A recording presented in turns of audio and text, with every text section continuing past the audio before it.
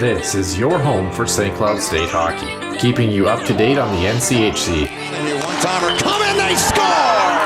Ripped in! A bomb from Pervix! Women's WCHA. So Dana Rasmussen fires and she scores! Dana Rasmussen for the Huskies alongside The National Hockey League. Dwayne Kaprizov in for a chance to win it! He scores! Kirill, the thrill is for real! Welcome to the NHL, a game winner! And everything from the state of hockey. St. Cloud Cathedral is now 42.6 seconds away from wrapping up the school's first ever title. Welcome to the Huskies Warming House Podcast Den.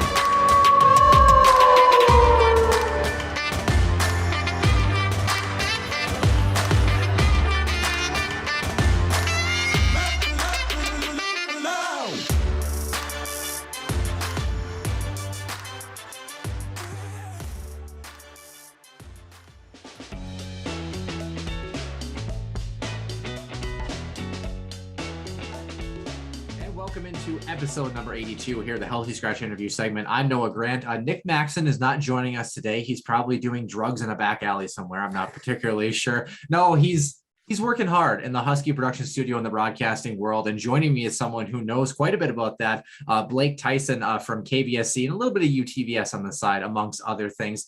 Blake, how are you doing today? I'm doing great. We just chatted for like an hour long before we started recording this. We had a great chat. So I'm doing really good. I mean, you know that, but the listeners, nice for them to know I'm doing great today. Yeah, happy to have you on here. So for the listeners, because normally, and this is, I don't say this offensively, but normally our listeners are a little more well-known, I would say, in the hockey world per se. But you do work in hockey and St. Cloud State hockey. In fact, you and I were actually colleagues together at KVSC, the local student-run radio station at the university. Can you kind of fill in the listeners kind of, what you do this season as far as Huskies hockey is related? Yeah, well, first of all, my ego needed that check right there in terms of not being very well known. There's some friends of mine that will understand why my ego needed a check today.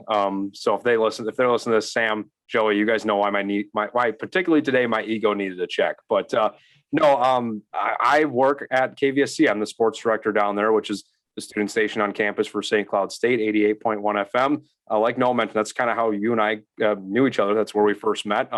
So over the last couple of years there, I've kind of been doing some stuff in the sports department, working my way up, and now I'm in like my 30th year of college. So I'm not quite as old as Nick though. So that's good. He's not here to defend himself. That was kind of a low blow, but I'm in my 6th year of college total. And this year I'm the lead play-by-play guy and color guy for St. Cloud State men's hockey, along with Jake Bedell, who's my partner as well. So him and I both, we split some of the play-by-play games, but we're covering every Husky hockey game this year. And I got to be a part of that last year as well with Drew Steele, who's down in Corpus Christi in the NAHL right now with the Ice Rays. And I know he's loving it down in Texas. So that's kind of my, that's my primary function right now. And, I mix in as well in all other sorts of sports and things like that. But obviously this is a hockey podcast. That's kind of my hockey, what I do for hockey in terms of work right now. Yeah, and I mean, it's been well earned. Of course, you mentioned Jake Bedell, who came in a little bit after I was. Jake's done a fantastic job, although he's a Blues fan, so that's questionable at best. It's tough. But he's from St. Louis, so it's understandable. Yeah, I guess. Drew Steele, also a Blues fan. Yep. Yeah, question marks there. That dude would not. Of course, when I was there, he would not shut up about the Blues winning a Stanley Cup. But I suppose when you wait since 1967, I suppose you got a case to finally celebrate. The Minnesota Wild just kind of hoping that they're right. Yeah. Just hoping to continue to make the playoffs and maybe win a round. I think that's progress for the Wild. Yeah, I would say we're the American version of the Toronto Maple Leafs minus the star power. So I mean, it's fine. Really, it really is. It's like the same exact thing. Now, just put it that way, which makes it more depressing for me. Yeah.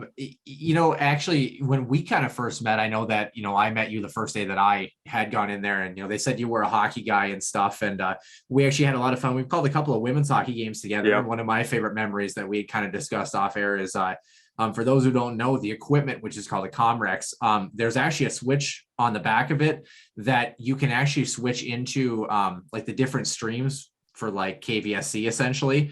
And it turned out that one game, someone had flipped the switch on us and we didn't know that it had been flipped and we couldn't hear each other on the broadcast. So it was you would be broadcasting the game and the listeners on like the radio side could hear it just fine. But you and I, all we heard in our headphones was music. Yeah, we had no idea what each other were saying. I remember like tossing things to you, being like, this, and this. What do you think? And you were like, yeah. And then like I would just be like, please just respond with something kind of in that right context of what I just tossed you, because I didn't know if you heard what I just said or not. Yeah. But I think after a period, somebody came over, helped us out. Colin Rakowski, who also worked at KVSC at the time, came over and was like, hey, this is your problem. And we're like, well, why would anybody ever flip that switch the other way? Why would you ever touch it? And I still to this day do not understand why anybody would flip the switch into like that other setting. Like there's no reason for anything ever. But we made it through that period. And it was a rough 20 minutes of hockey for sure. Yeah, I'm glad it was only the first period too. But I mean, it was literally on lines of, I mean, you would say something like, yeah, it was a great forecheck. What'd you think on that one? And I'd be like, well, the power plays look good and we've got a great crowd in here today. And it's like, the listener was probably like, what did I just tune into? But listener probably thinks you were doing drugs with Maxon. Nick Maxon and I actually met at a hockey game. It was a romance from the start. Yeah, it was a good time. It's good to know. Yeah, but we haven't done drugs together yet. We don't condone drugs. The only drug that we talk about is hockey on this podcast, truly. Yes. So that's what we've been smoking for the last 20 months, if you will. Kind of talking about broadcasting though, Blake, what got you into broadcasting, and where I was going to go with this is you didn't jump into the men's hockey and St. Cloud State men's hockey. You kind of earned it with a lot of high school hockey coverage throughout your first couple of years at KVSC. Of course, you were a former high school hockey player. And of course, we had to pull up the stats, Blake. I got to be honest with you. No. They were tough. There's not a lot. There's not a lot. Tough. This was third and fourth line grind for me. Team was good. St. Cloud Apollo, 2012 through 2016, 81 games played, 2 goals, 3 assists, 5 points. But I got to be honest, pretty impressive stat here. Like I said, 2 goals, shots on goal listed. I got 2 shots on goal for 100% shooting percentage. So I don't know if that stat's accurate, but I'll pretend that it is. I can tell you, I know that the games played stat is not accurate because I probably played like about 50 games in my career. I would guess. I didn't play. I would bet that if you look at my freshman and sophomore year, that there's games listed on there that I played in that I did not play in.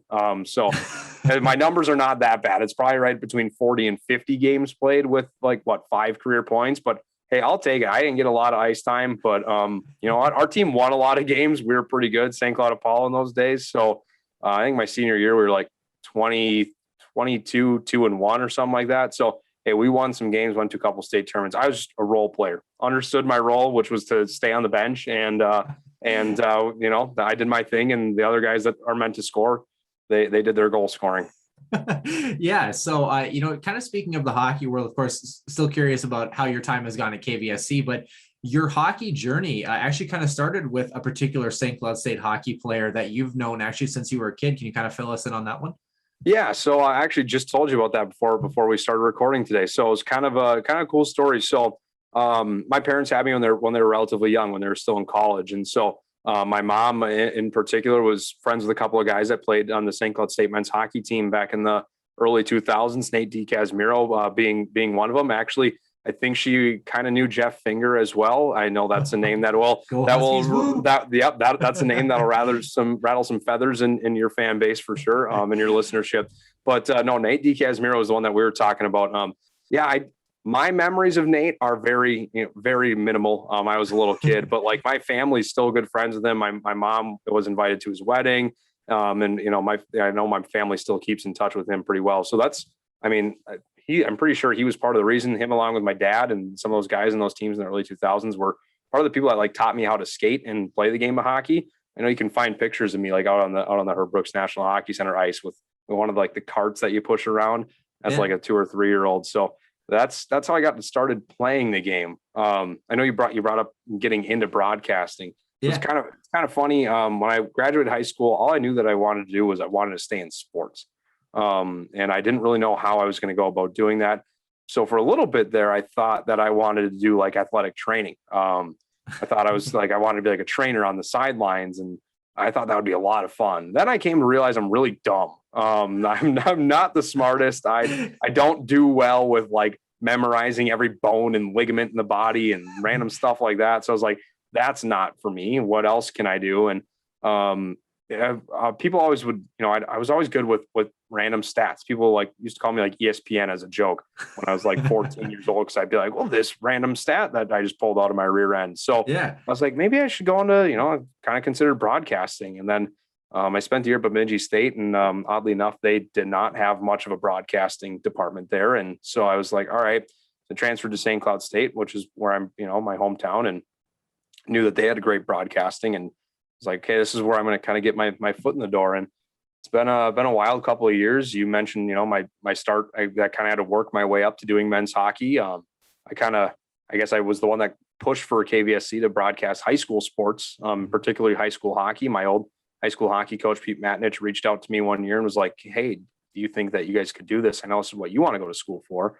And I was like, let me see. And it took a year to get legs underneath it. But finally one year, Jim Gray, who works with us down at KVSC, was like, you do it, just do it. And we're going to make it work. And so I did high school hockey for 2 years, some women's games sprinkled in for St. Cloud State as well. And now finally last year, I spent a lot of time with Drew Steele and split some games with him. And he did our whole playoff run, which he did a fantastic job on. I mean, I go listen to his Nolan Walker highlight call all the time from the Mankato game. It's pretty. Not that was a big goal, right? Not that was a big goal or anything, but Drew, not that Drew did it, I think some pretty good justice as well. But yeah. So, and then obviously this year I was kind of, waited for my turn, and now it's kind of my turn to be the guy. So it's been a grind to get to this point for me in my broadcasting career, but lots of random car rides up to like Fergus Falls and random places you don't really want to go to. But no, it's been a lot of fun, and now I'm just kind of happy to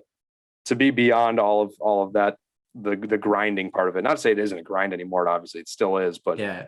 You kind of reaping the rewards a little bit. And I know from personal experience, I think we did 3 games together, and I'm not just buttering your bread here, but you call a very good hockey game. So for those who get a chance, 88.1 FM KVSC, college and community radio, as one would say. There you go. Oh, and that boosted my ego right back up to where it was before he told me that I wasn't really known. So we're good to go now for the day. I still got it. I think I always loved kind of doing the news segment, oddly enough, and in studio was fun for hockey, but it feels better when you've earned it and you get to be in the rink. And especially now that we've got fans back in the building, it's exciting too. Before we get to some St. Cloud State hockey talk, I kind of wanted to ask one more thing too. Like we mentioned, St. Cloud Apollo for you.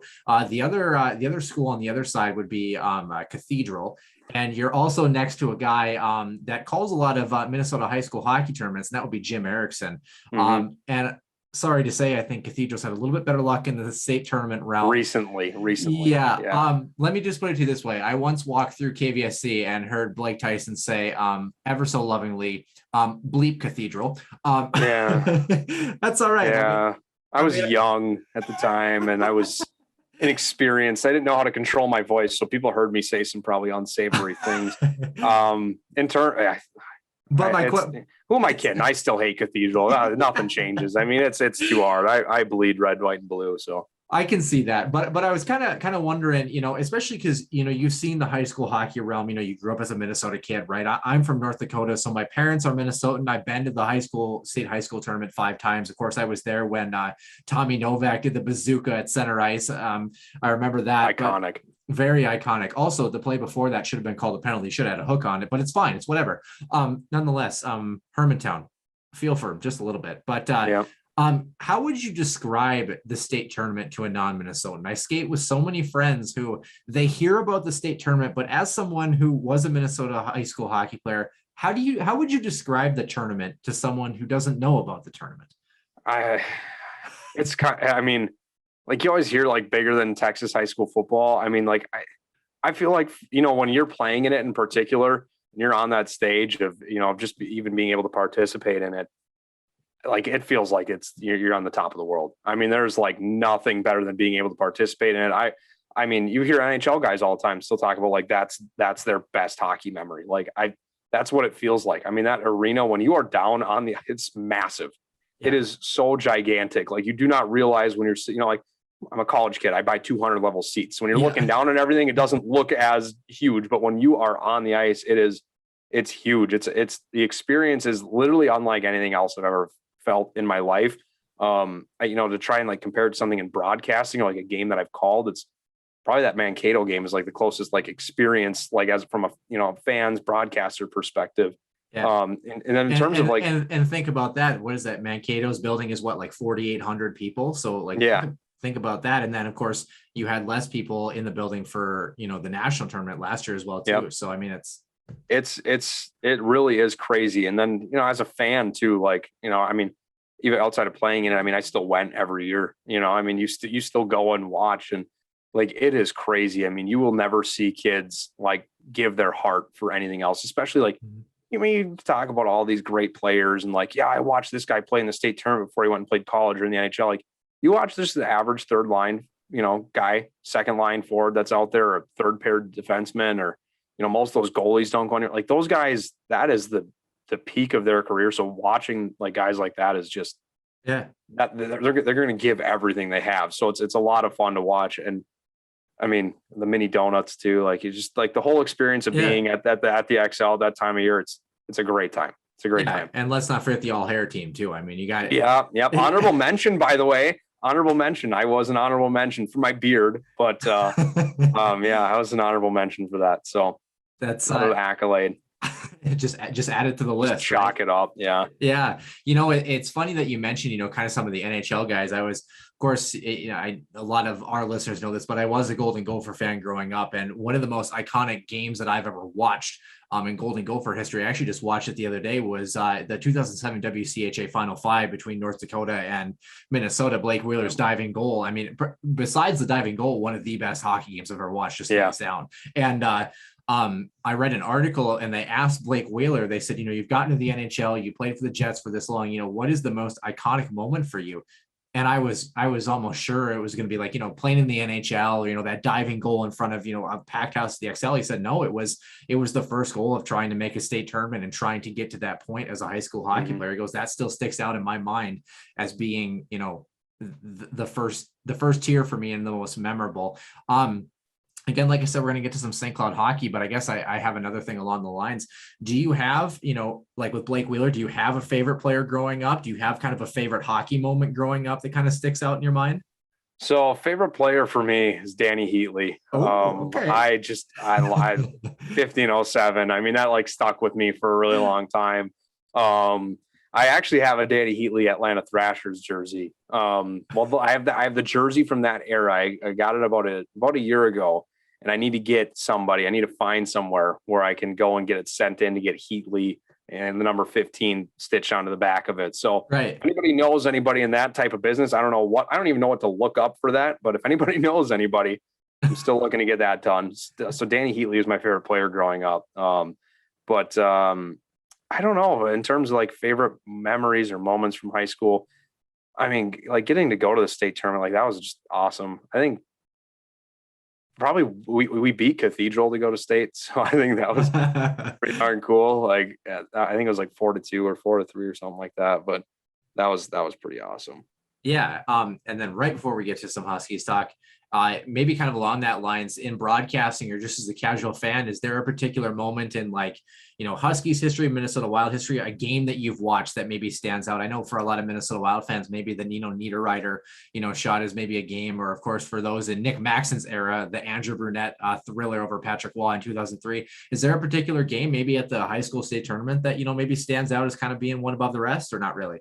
Well, in terms of like watching a game for St. Cloud State, like I think the favorite game I watched was the St. Cloud State game against Mankato last year in the Frozen Four. Like that was nuts. I didn't expect a 5-4. I don't think anybody expected a 5-4 hockey game. I mean, Dryden McKay was the best goaltender in the country, and the Huskies. I mean, Huskies put the puck in the back of the net, but yeah, it was like we scored 3 goals, and like Will Hammer's not a sniper. I mean, you don't beat Dryden McKay clean to begin with, and you get Will Hammer beating McKay clean off the half wall. It's like, what is nothing is going the way it should in this game right now. And sure enough, like the game-winning goal is like the one way you should be able to beat McKay, like a beautiful tip in off a shot from the point. Yeah. So like as a spectator or broadcaster, that's probably my favorite one. And for my playing days too, that when we went to state in high school, my junior year, we won in overtime in a 1-0 hockey game. So that was like And again, I was on the bench, so I got to watch it firsthand, like 30 feet away from me. So that was really cool too. Yeah, no, it's interesting. And then I think, if I'm not mistaken, that Mankato game, the fourth goal, I think, was Joey Molinar, was it not? Yeah. That buried that goal too. So let's talk about the Huskies, shall we? Joey Molinar, of course, having a good start to his season. Mankato was in the mix, a nice split for the Huskies down in Mankato. Dryden McKay doing Dryden McKay things on Friday night, and the Huskies clawing back to a 3-1 victory, a little more dominant on Saturday. And of course, we all know how St. Thomas went. A good start for the Huskies as well too. Up to this point, of course, you've gotten to watch this team. What has kind of stood out to you through the first 4 hockey games? Obviously we like to compare the team back to the team in April, but as we know, it's a new slate. What have you seen from this group that you've liked so far? I think up front, they're deeper than they were a year ago, which is kind of weird because there wasn't a lot of change, but like, I think Mason Salquist is going to be a heck of a player for this hockey team. I mean, he plays such a good 200-foot game. He plays so well in his own defensive zone, but like, he's not afraid to go to the net. I mean, that's how he scored, right, against Mankato. I mean, he got a rebound out in front of the net. He's got some skill. It's weird to say, but like when Henches went down on Friday, I was kind of talking on the way back with Jake Bedell because we drove back to St. Cloud in between games. I was like, I don't think they're going to miss a ton by just putting Salquist in and shuffling the lines around. And that's not a slight to Sam. I just really like Mason's game. And like to have a guy like that, who's probably going to be a scratch for like half the games this year, or Aiden Spelsey, who's like I think a very good 4th line player. I think their depth up front is really remarkable to me. And then another thing I kind of noticed this weekend was, especially this past weekend, is they can flip the switch at any given point. Like no team I've seen. Yeah, they weren't able to hit the switch on Friday night, but like just the complete, like, forget what happened on Friday and come out on Saturday and just like, frankly, I think they played bad on Friday. I do. And I think a lot of Huskies fans would say that it wasn't the performance that they were hoping. And, especially when you hold the best team in the country to 1 goal, you're hoping that you come out on top there. Yeah. Like I think on Friday, I think they were bad in every area of the game. Like the fact that was a 1-0 hockey game, like we kept saying on our broadcast on KVC, like it's still a 1-shot game. And I thought they had no business the way that like they weren't able to forecheck. They weren't able to get their cycle game going. They played so terribly in the offensive end. I thought the blue line was poor on Friday night. Like I had no problem mincing words about it on the broadcast either. I had no problem saying like, I did not think that they played well. And they came out on Saturday and did the exact opposite of what they did on Friday night. Like, and they were winning races to pucks. They were getting the cycle game going. They were good on the forecheck. The defense, the back end was moving pucks well. They're breaking out clean. And I was just like, how did you go like from point A to point B in less than 24 hours later, and you look like the number 1 team in the country? And so I think that's kind of one thing that sticks out with me is, and they were able to do that last year at times, like in the middle of games. But I think Mankato's probably a team where you can't come out as flat, I think, as they did on Friday and be able to flip the switch and figure it out. But like to be able to turn around the next day, in their barn too, to be able to do that, I think was very impressive. So I think they've got, as long as they can keep it together and bring that intensity. And I think Friday was a tough spot for them too, coming off of playing St. Thomas, and like Mankato just played UMass, like defending national champions the night before. I honestly kind of expected us to lose that game. And so that didn't surprise me a ton, but I think their response, like that's like the one thing with this team that's incredibly impressive, is the way that throughout, last season and now early on this season that they've been able to do is just turn it around kind of like that. Yeah, and you had kind of talked about a guy too. I mean, as you mentioned, losing Will Hammer and Jared Cockrell, two kind of, I don't want to say cornerstone pieces, but for lack of a better term, they were in that bottom 6, and 2 veteran pieces at that. And you bring in a senior from Robert Mortis and Aiden Spellisy. And if I'm not mistaken, did you say that you got a chance to talk to him very recently? I mean, what have your impressions been of him? And kind of, Brett Larson had spoke to us and said he was a guy brought in for a very specific purpose, to be a guy down the middle in that 4th line. Yeah, I just got to talk to Aiden this morning, him and Seamus Donahue. And with Aiden, I mean, I think he brings a lot of what Will Hammer brings. And I think maybe a little bit more skill too. I think Will had skill. I mean, you look at how he played throughout every level of his career. I think the points just kind of didn't happen in college because he wasn't needed for that. Right. I think the same will kind of hold true for Aiden this year, but he's so good. He's so tenacious on the puck. I mean, he does a lot of good things really well. And a smaller size, I think he's only like 5'10" or 5'11", but he does a lot of things really well. And especially in the defensive end. And you saw how well I think he played, especially on Saturday with Salquist and with Molinar. Those two guys those are kind of guys that can get up and down the ice pretty quickly. And so I think if he does a good job in his own end and can get the pucks to those guys, and I don't want to say get out of the way, but let those guys do what they're also really good at, which is playing with a little bit of skill. I think he's poised for a really good season. And like you mentioned, you don't really think that like Will Hammer and Jared Cockrell like cornerstone pieces, like in terms of being like your grade A guys, but like really good penalty killer is what Will Hammer was. I think Aiden Spelcy's the same thing. Defensive zone draw, same type of thing. Like you can trust him anywhere on the ice in any situation of the game, and I think he'll produce for you. Speaking of trust, before we preview this upcoming weekend here, another guy that we've grown to trust slowly but steadily over the course of the finish of last season and now to the start of this year, that's David Renick, back for his 5th year, an LA Kings draft pick, kind of hopefully looking in the form that we've hopefully wanted to have accustomed for some time now. What have your thoughts been on David Renick, and is the ceiling still even higher for him yet to go this season? I mean, I would say right now, if you have a goals against average under a 1.0 and like almost a 950 save percentage, I don't know if the ceiling can get much higher, but like in terms of maybe him returning to like the numbers he had his freshman season, as opposed to the last, his freshman and sophomore year were really good. I think he had like a 918 and like, the goals against average right around a 2. Like if you can get back to that, which I think he certainly has, the Huskies are poised to be in a really good spot. Cause I mean, last season, like Renick was good, but in games when Renick was bad, it was bad. And like, it's kind of been his MO, over the last few years, is like, he's really good when they win, but when they lose, I forget what it was. Mick Hatton had put something out about his save percentage and like losses was like an 840 or an 830 or something like that. And the goals against average over a 4, but like in wins, it's like a 925 and like a 2 goals against average. Like if you get like that type of David Renick every night, it's going to be hard to beat this hockey team, especially, I mean, they could put the puck in the back of the net, but he's looked really calm this year. I was really impressed because he didn't get challenged a lot against St. Thomas. I mean, I think they mustered like 30 shots over the weekend as a whole. So I was kind of worried against Mankato, especially against their top line with Nathan Smith, Napravnik, and Cade Borchert. Like I thought those guys were going to haul them all weekend, and they kind of did, but he did really well against them. I mean, I think it was the save he made on Nathan Smith where like he got a stick on it and it was like a yawning net. And like, when you see him make saves like that, it's going to, for that night, it's going to be a good night. That's for sure.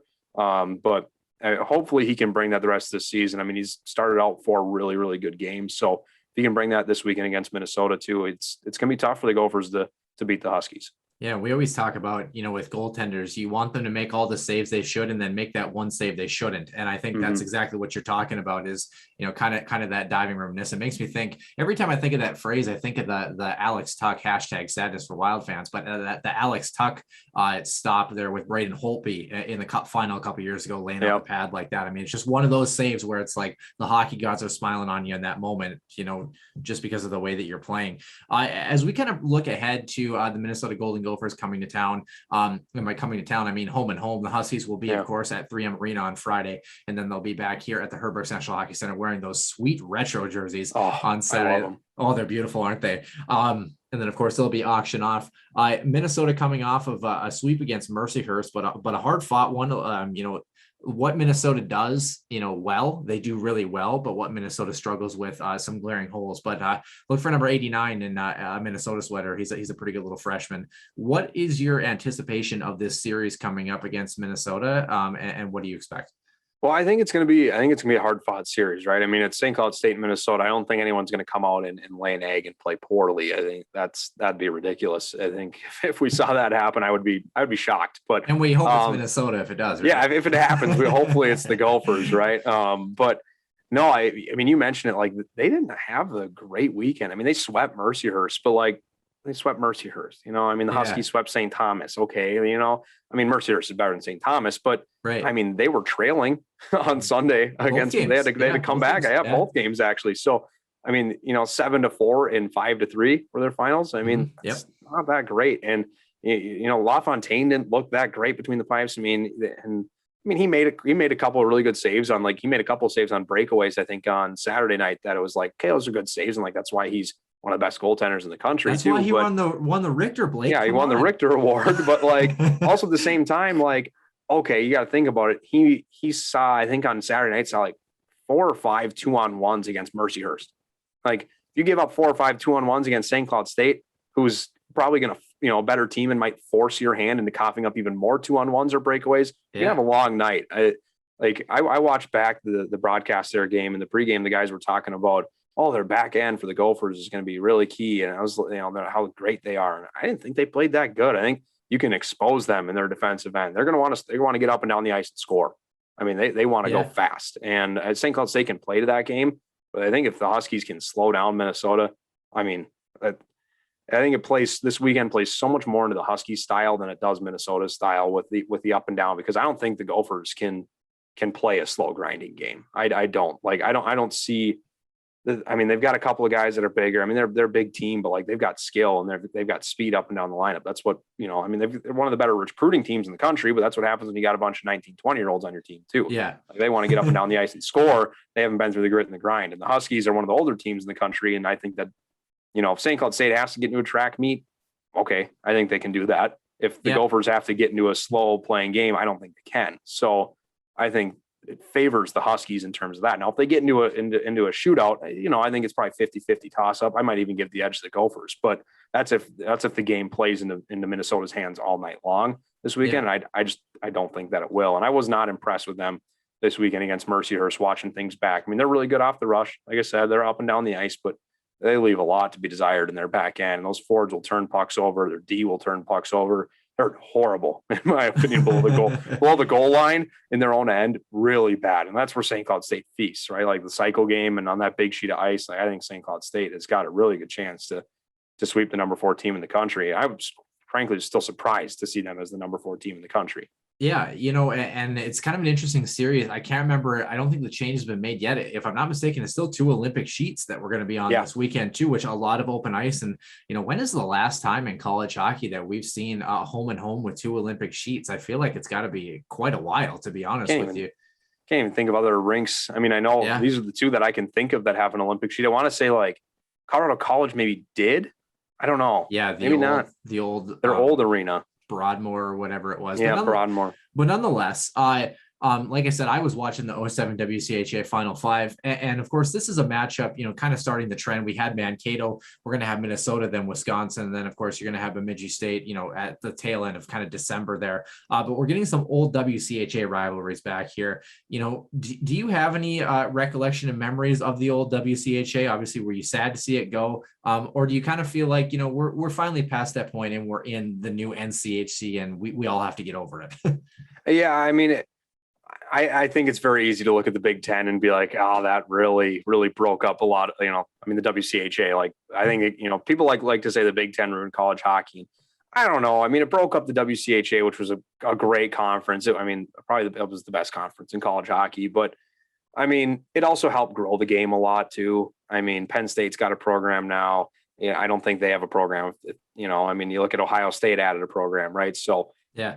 I mean, it sucks. I mean, it does. It'd be fun to watch St. Cloud State and the Gophers and North Dakota and Wisconsin, Bemidji State and Mankato all beat up on each other all season long. But also, I think it's been fun over the last couple of years of my life, like getting to watch other teams in the country, and getting to watch other teams that are in the NCHC now. So, in terms of what was the beginning part of the question again? That was well, I think the piece that it goes back to, and I like your answer because, again, like I said, going back and I watched that, that game from 2007 is actually on St. Patrick's Day. What a great day to have a WCHA Final 5 between Minnesota and North Dakota. I mean, that's just, what more could you ask for some good college hockey viewing?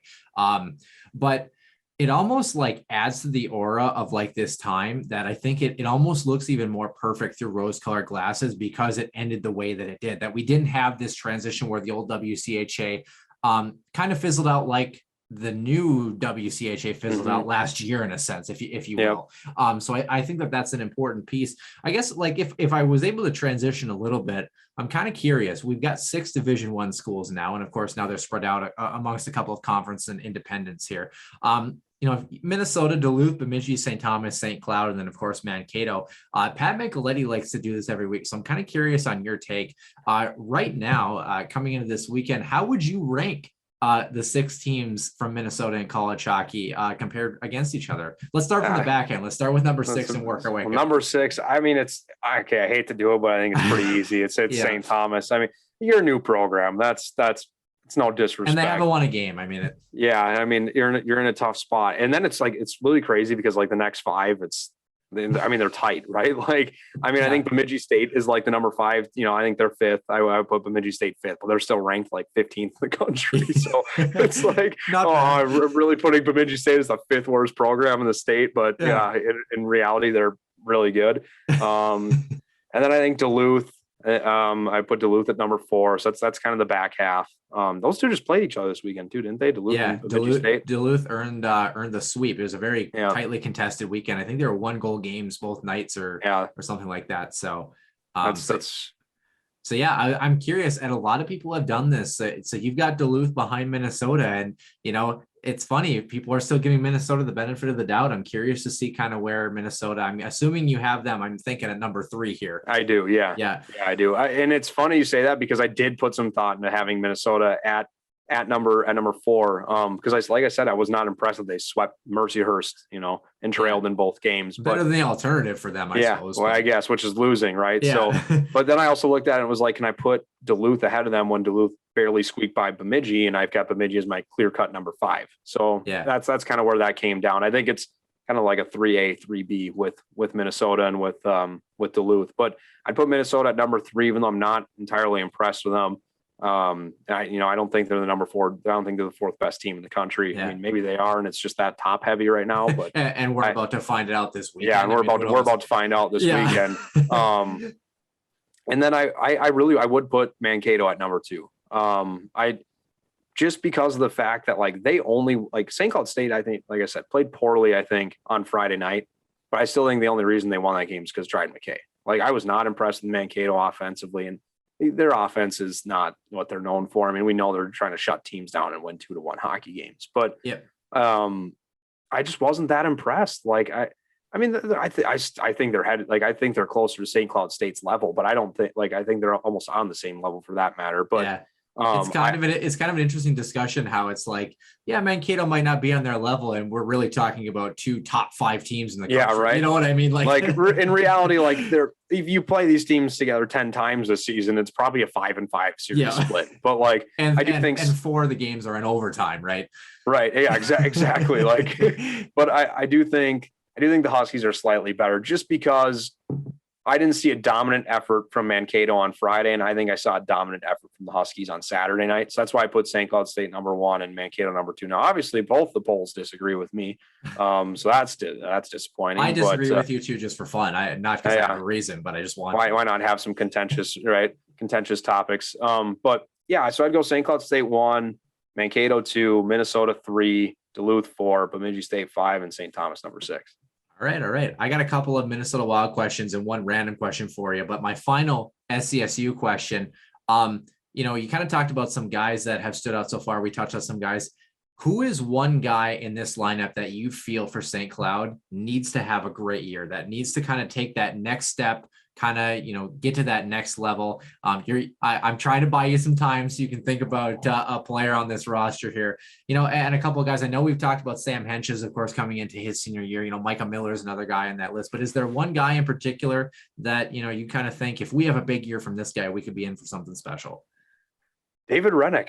Okay. I mean, it's the consistency, right? I think that, like, we talked about that. Like, when he's bad, it's bad, but when he's good, it's really good. Like, if he takes that step and comes out and every night gives you a 915 and, however many goals he gives up, on a 915 save percentage is what it is. Keeps you under 3 goals a game or something. Yeah. If he comes out and does that, like, I don't see many losses for this team. I feel like it's kind of an easy answer though. I feel like it's a cop out. Well, Brett Larson clearly needs to be better on the bench, right? Brett's got to be better. I'll tell him that before the game on Friday night too. He's got to be better. Yeah, the hair game is really struggling. I don't know what the deal is. Got to get some Rogaine or something.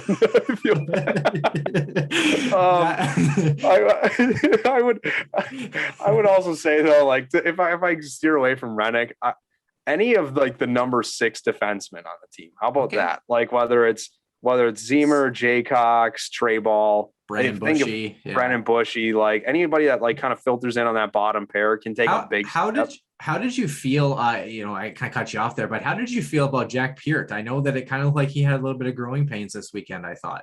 Yeah, he's 18 years old, maybe he's 19, playing against 20, like this weekend in particular, two of the older teams in the country, playing against 23, 24, 25-year-olds. So like, I thought Jack played all right. I think it left some to be desired. And I don't know, I got to watch him a couple of times at some open practices over the summer. And I was texting back and forth with Drew. I was like, Jack, maybe my expectations were just high because he was a second round draft pick. And like, I thought he'd come in and light it up.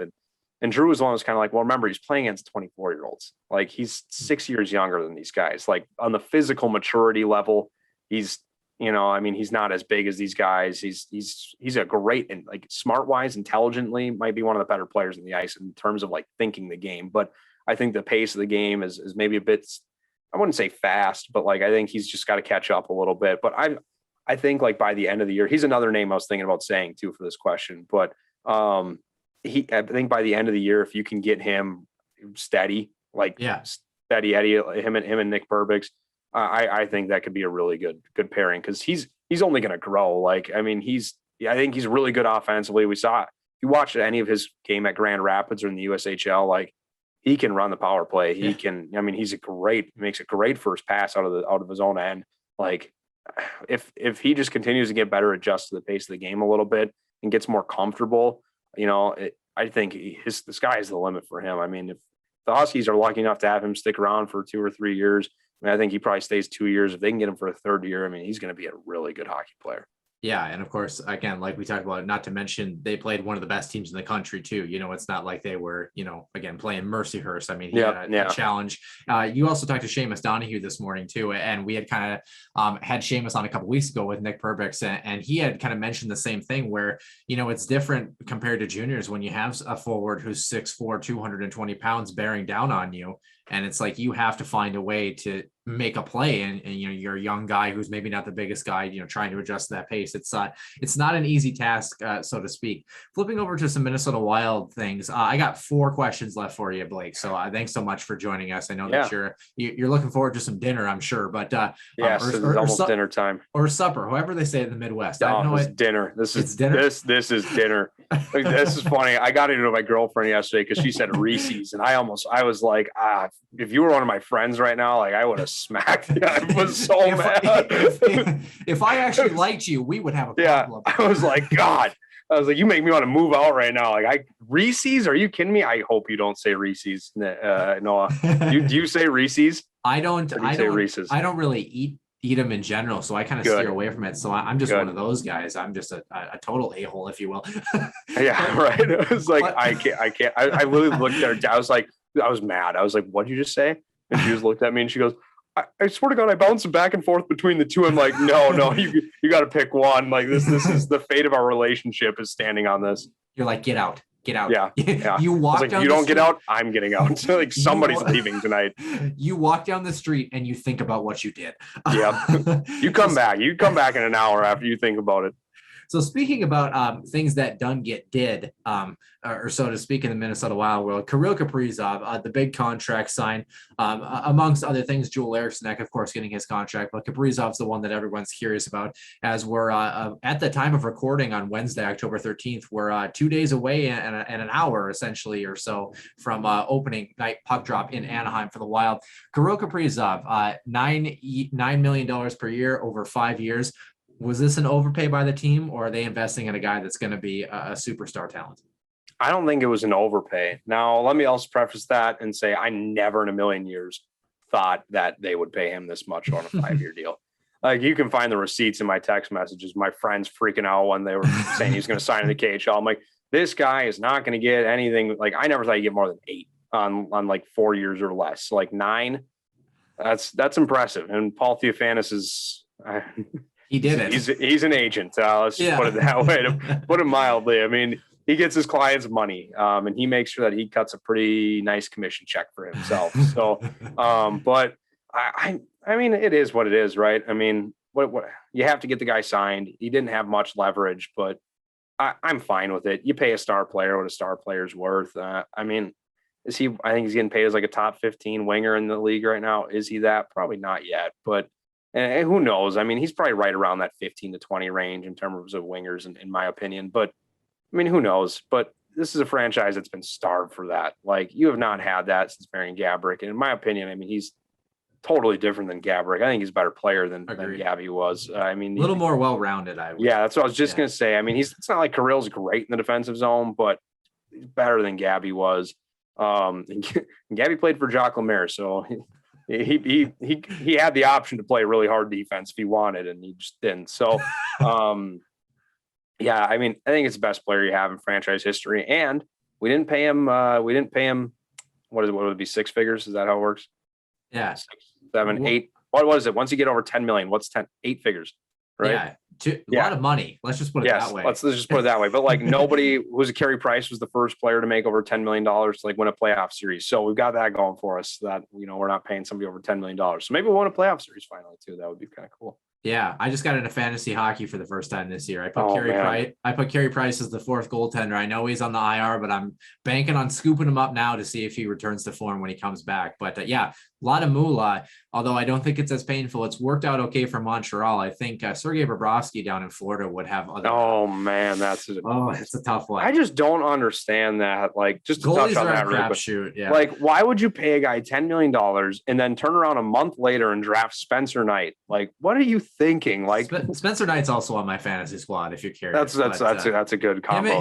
Him and Freddie Anderson are kind of in my mix, because I'm kind of thinking I think he'll have a bounce back here in Carolina. But yeah, Spencer Knight, as long as he's not kicking off goalposts. Oh man, I still get it from my buddies when we were calling that game for KVSC. I was laying into Spencer Knight. It was really like I just got one of my buddies that I work with at an old job. He's like, as long as you don't get as pissed off at me as you did Spencer Knight when he kicked off those goalposts. And I was like, you were listening to that game? Like, what? And he goes, yeah, I listened to all your games. I was like, well, thank you, but I didn't know that. He goes, yeah, you were pretty mad. I was like, well, I think about it, I kind of was.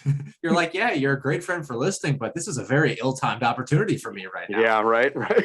I think you and Go Huskies would have fun together cracking a cold one. I really honestly do. Yeah. Speaking of cracking things off in the Minnesota Wild world, the opening night roster included a name that we maybe didn't really expect. And of course, I think the Matt Boldy situation kind of accelerated this, but Brandon Duheim, he's going to get the call here for Minnesota to start. I think he's going to be in the lineup, and if he's not, it's probably Victor Rask that's going to be out. I imagine Rem Pitlick maybe gets a look. My question to you is this: who's going to be the second line center for the Minnesota Wild? So you're tied. Okay. Well, what would you determine their second line? Because I would say first line is Kaprizov, Eriksson, and Zuccarello. Yeah. I'd say beyond that, you've got Kevin Fiala on the right hand side. Okay. And then maybe Victor Rask, Sturm, Goudreau. I suppose you can throw Hartman in there, although Hartman to me is not a center. And then maybe Nick Bjugstad to kind of round out that group. So because I see some people label like the Foligno, Hartman, Greenway line as a second line, and to me that's a third line. I mean, yeah. Kevin Fiala is a second line. I guess I should put it this way: if you were looking at players who can play center for the Minnesota Wild, and you said Eriksson was the best center you had, who comes after Eriksson? Victor Rask, unfortunately. Like, it's not. I don't know. Like, honestly, it might be Victor Rask. Like, they're so bad down the middle. I mean, who's our like Bjugstad? He's good, but like I think it's sad that Victor Rask is like my second most trusted top 6 center option. Yeah. Like, I just don't see Bjugstad as a guy that can play in your top 6 minutes. I don't really think Victor Rask is either. But like, it's so bad.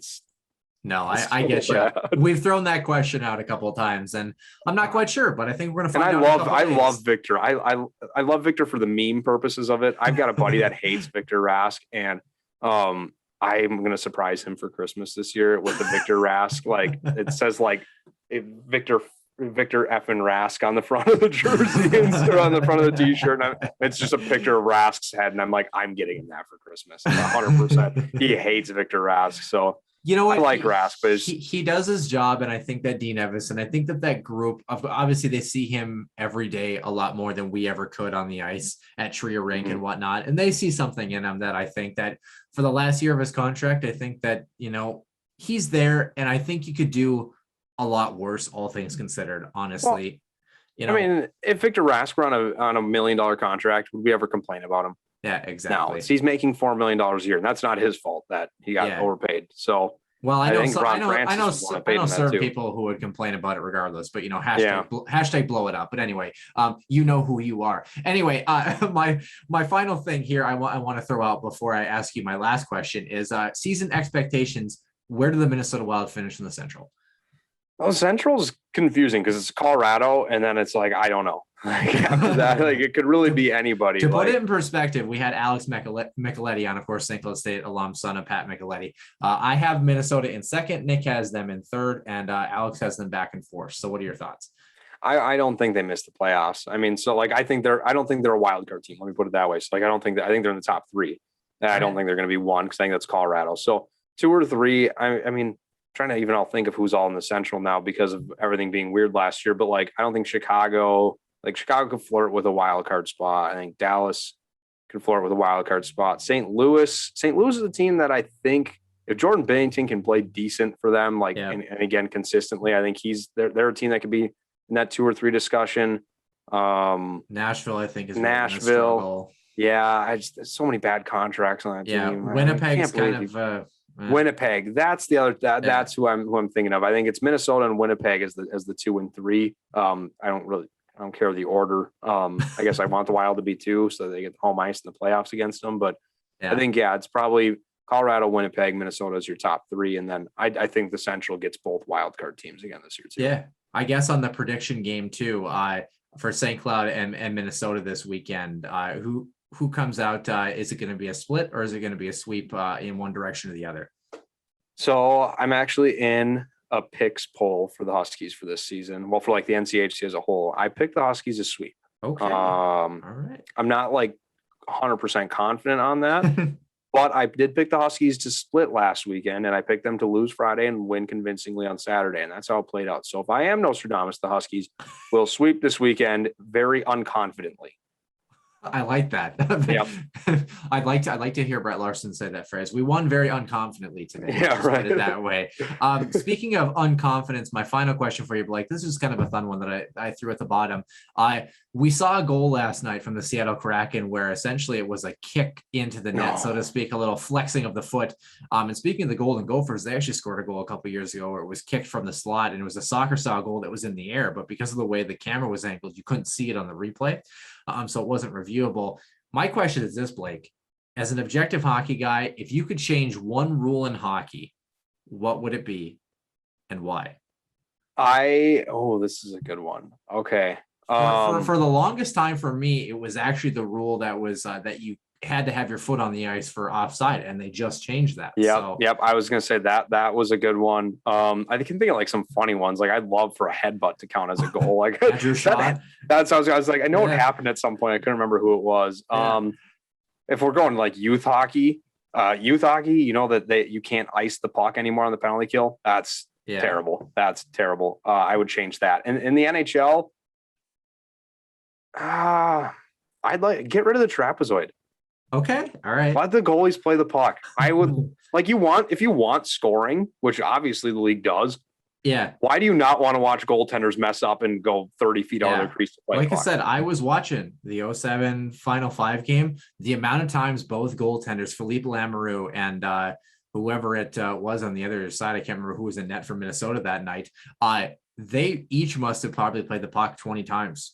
Yeah. You know, it's just like into the corner, like legitimate, like they were breaking the puck out to their defensemen or to their wingers. I mean, it was, Marty Brodeur-esque all the way through. It's way more fun. It really is. Like, I don't see like the trapezoid was put in to like neuter Brodeur, and like, that was like it. Yeah. Like, what else was the point of the trapezoid? Like, I see no benefit to it. I really don't get it. So get rid of the trapezoid. Yeah.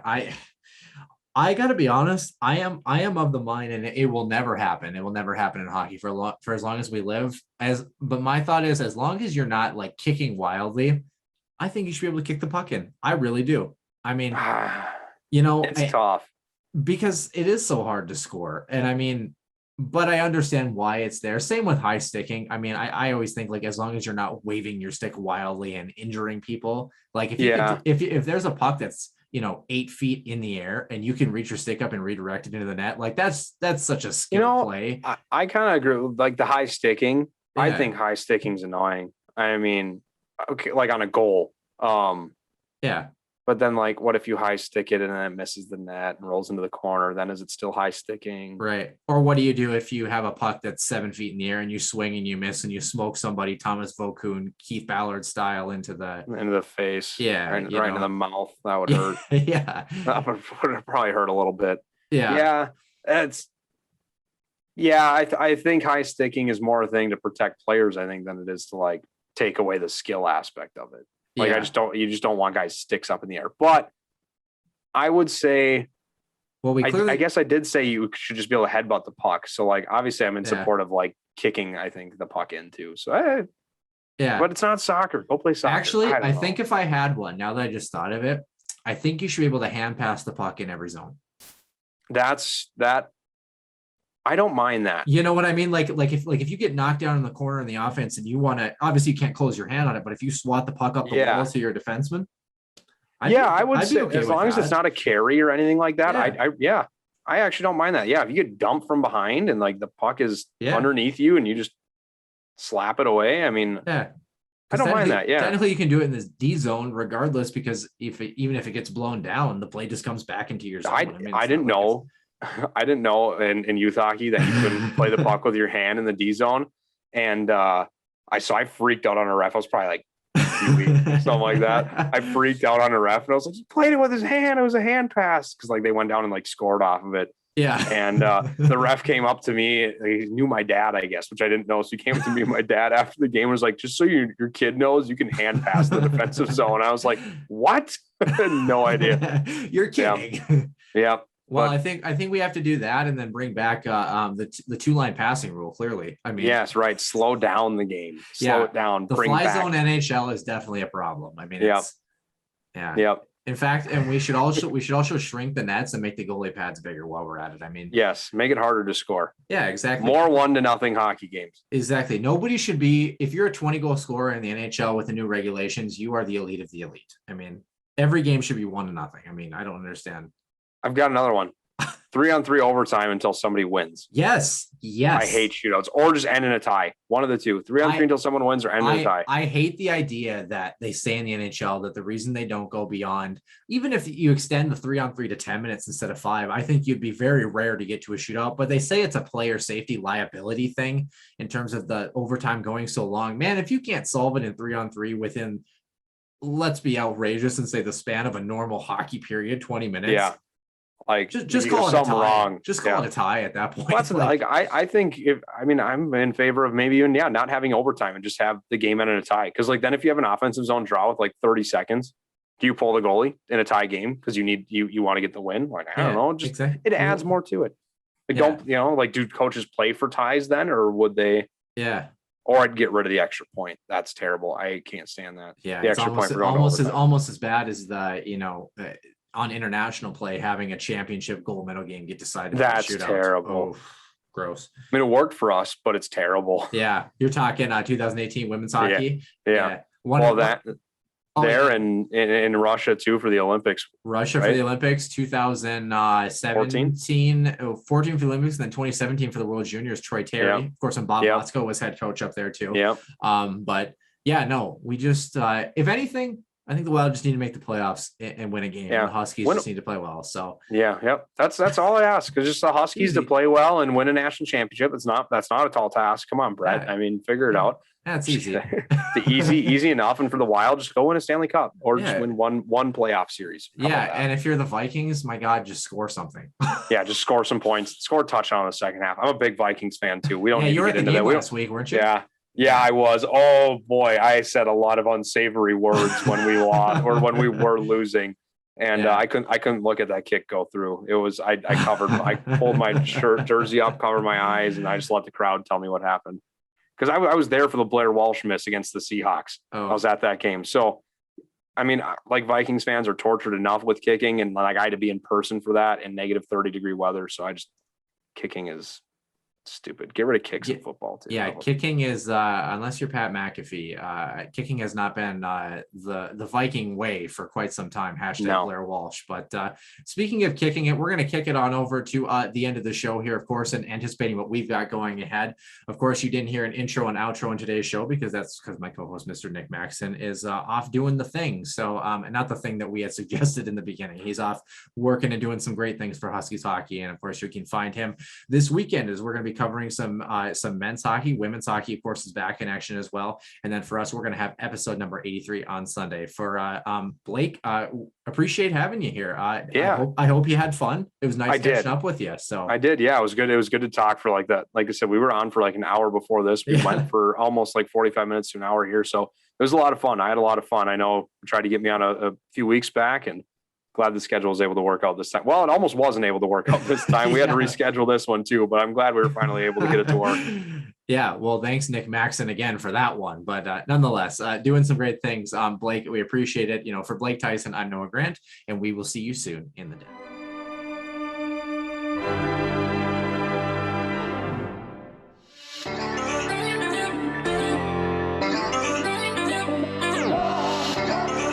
One-timer coming, they score! Ripped in!